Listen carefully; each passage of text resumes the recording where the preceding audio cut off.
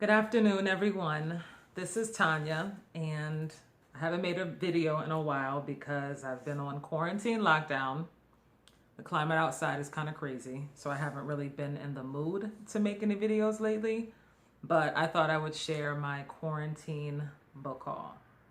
Warning, this video might be a little lengthy. I went a little crazy, and everything was closed. A lot of stuff was closed except Amazon Prime, okay? And yeah, that got me in a little bit of trouble. But anyway, so I'm going to share my all the books I got during quarantine. And let's talk about books. All right. So my first book is Ghostly Adventures: Chilling True Stories from America's Haunted Hotspots by Christopher Balzano. Oh, and these are books I got from a used bookstore called Mojo here in Tampa. Basically, they sell like secondhand albums, DVDs, and books. So yeah, Ghostly Adventures by Christopher Balzano. I always had this weird fascination with ghost stories. I don't know. The next book is The 7 Spiritual Laws of Success by Deepak Chopra. This is an older book too, but I've always wanted to get my hands on that. So I like books that feed the mind. Ain't nothing wrong with a little brain food. Marianne Wilson, A Woman's Worth. Marianne Williamson. She's like a spiritual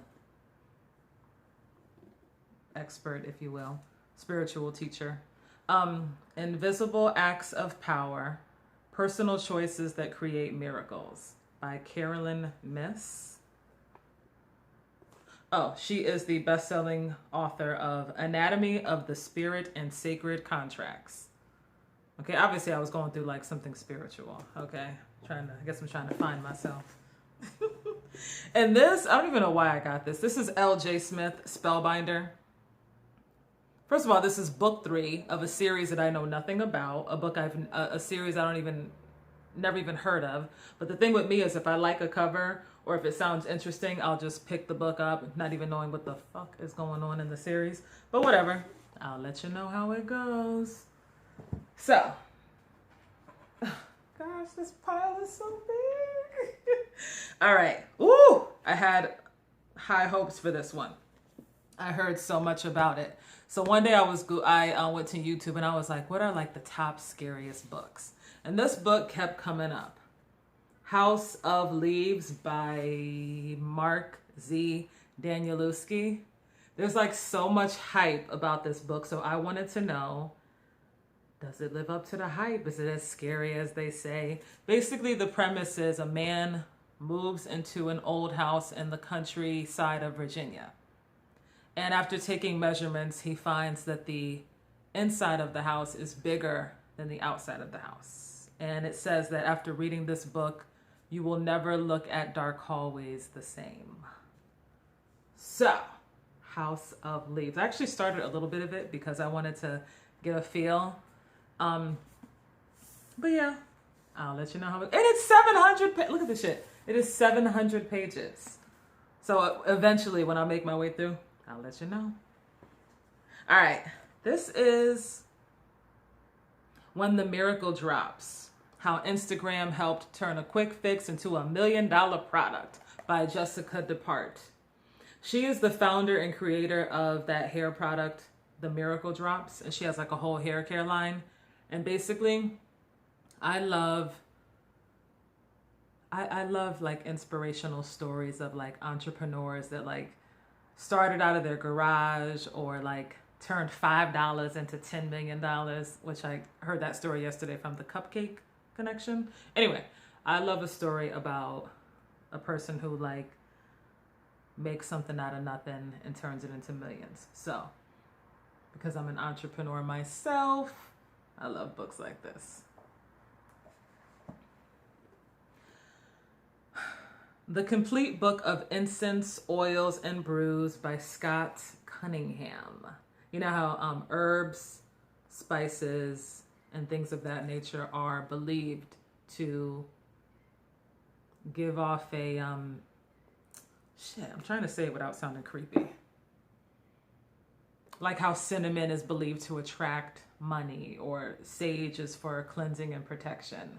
So plants and herbs and oils and resins are believed to give off a certain signature that can help you, like for spells. I don't know no other way to say it. Anyway, Scott Cunningham, so you already know what that's about. Okay, this one I had high hopes for too. I can't wait to read this one. The Turn of the Key by Ruth Ware. This book is about a woman who is hired to be a nanny. And while the two kids are in her care, they die. But the thing is, we don't know if she did it or not. But basically, the story is written where it's her writing a letter to her lawyer, I guess, describing everything that happened. So was it her that did it, or was it something else? I'm gonna leave you with that. I can't wait to read that shit. Okay. And this is another one I got from Mojo. I saw this recommended. It's kind of dusty. Animal Speak: The Spiritual and Magical Powers of Creatures, Great and Small by Ted Andrews. This is about basically how the Native Americans believed that we had like a animal spirit, or animal guides, like animal spirit guides.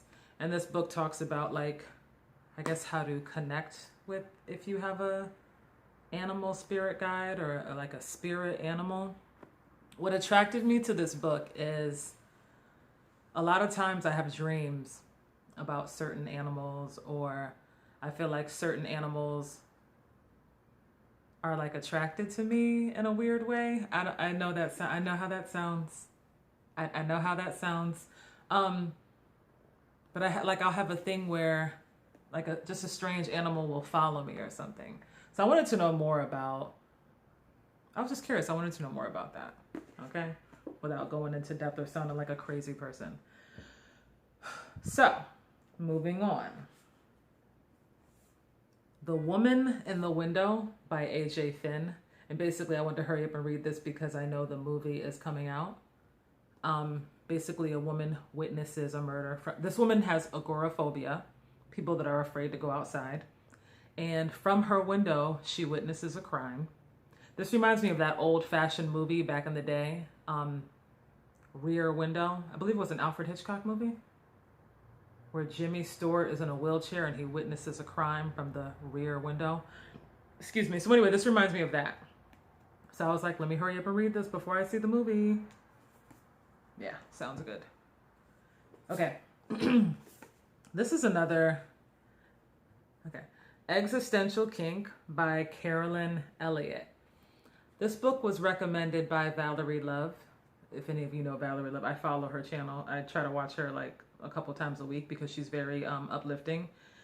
This book is about getting in touch with your shadow side and kind of healing those dark parts of our personality that we don't really want to face, you know, the shadow self, the part of ourselves that we don't want other people to know about. It's good shit. Really good. I read like a little bit of it, and so far it's good shit. This is, haven't even touched this. It's been on my radar for years. Healing Love Through the Tao. Cultivating Female Sexual Energy by Mantak Chia. Cultivating Female Sexual Energy. What drew me to that is the book Think and Grow Rich by Napoleon Hill. And there's a chapter in that book where he talks about all of the energy that people waste going after fulfilling their sexual desires. So he was saying that basically, long story short, if you channel that sexual energy into creativity, you might find yourself much more successful. So I was like, okay. Let's channel that energy into some good shit, right? So the next book is The First Time I Fell by Joe McGregor. And you know what? I did it again. This is a sequel because I was attracted to what the book was about. So now I gotta go and get the first book because I bought the second book without knowing it was a second book until I already had it in the house. So yeah, but it sounded good. And Garnet McGee returns to her Vermont hometown all set to finish her master's thesis in psychology. Then she stumbles across a body in the strangest of places and gets unsettling visions of the woman's life and death. Local police assume it was suicide. Garnet is sure it was murder and starts investigating. Living on the edge can be murder.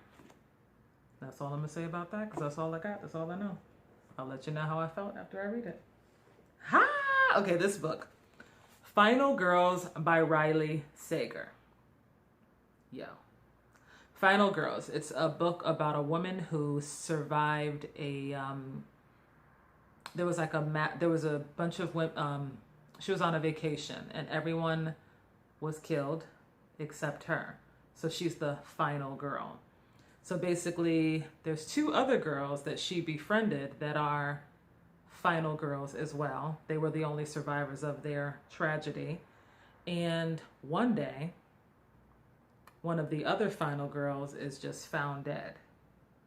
And then the other final girl, oh my God, I know how it sounds, but the other final girl shows up at her house unexpectedly, and then plot twist. So anyway, I'm already reading this. I'm mostly done with it. I like the writing. I like the story. I'm not going to go too deep into it because I'm going to do a review on this book because I do love it. And I loved his writing so much. I went and got his other two books. Ha! Yes, I did. The Last Time I Lied by Riley Sager and Lock Every Door by Riley Sager. I can't wait to read these two. This one, I know that the synopsis was good. I don't remember what it was about. I don't care. This book is about a girl that gets hired to work in an apartment building, but there's rules she has to follow. She can't bother the tenants that live there. She has a fucking curfew. She can't go out on certain nights. But the pay is really good, so she tolerates the stupid ass rules. And then she learns more about the building's sordid history. Sold. So I'll let you know what I think after I read it. But yeah, so far I am a Riley Sager fan, okay? Yeah. So the next book, Temper by Nikki Drayden. Spoiler alert, I already read it. I read it really fast because it was, the story was really original. It was a really original plot. This is in the Afrofuturism genre. This guy, him and his brother are twins. And there is they have good qualities and bad qualities, and I forgot what they call them. But anyway, there's also a possession, a demon possession. And that's all I'm going to say, because I'll get more into it in the book review. Temper, Nikki Drayden. Would I recommend it? Yeah. The Necromancers House, a novel by Christopher Buehlman.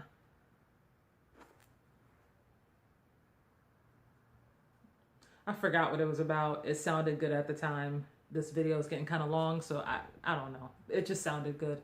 I will let you know. A graceful, horrific read. Beautifully written, exceedingly clever. That's what they said about it, y'all. So I'm fucking with it. Okay. The Blackbird Season by Kate Moretti. Another one. I don't remember what it's about, but some shit goes down in a small town. Because it's always a small town, right? That's all I need to know. Okay. This one I can't wait to read. 13 Minutes. 13 Minutes by Sarah Pinborough. I was dead for 13 minutes and now I want to know why. Basically, she has an accident. I think she was underwater and she was dead for 13 minutes. And she suspects that some of the people closest to her are responsible. Now, the reason I am hyped up about this book is because earlier this year, I did a book review about Behind Her Eyes, also by Sarah Pinborough. That was so far one of my favorite books of 2020. So I have high hopes for this. I'll let you know. And This is an older story. Parable of the Sower by Octavia Butler, which is like one of the first African American sci-fi genre, like really, really recognized. She's passed away now, but Parable of the Sower. This is an older book, but I don't know, it just came across my radar lately. And after I read some of her other stuff, like Fledgling, I had to pick this up. So I'll let you know how it goes. I heard good things. And my last book, Queenie by Candace Carty-Williams. I can't wait to read this. It sounds like a woman who is going through what they call the hero's journey, the feminine hero's journey. Like Terry McMillan is good for writing the woman's journey, like in Waiting to Exhale, the woman's journey, where like you think everything is going fine, and then like the shit hits the fan and the rug is ripped out beneath you. I don't even remember exactly what it's about, but I know she's going through a life-changing type of a transition. Or as those of us that, follow tarot cards, she's going through a tower moment. So anyway, Queenie by Candace Carty-Williams. I'm looking forward to it. I will let you know what I think when I finish. And that concludes my quarantine book haul video. Thank you for watching. I wish you good reading. Bye.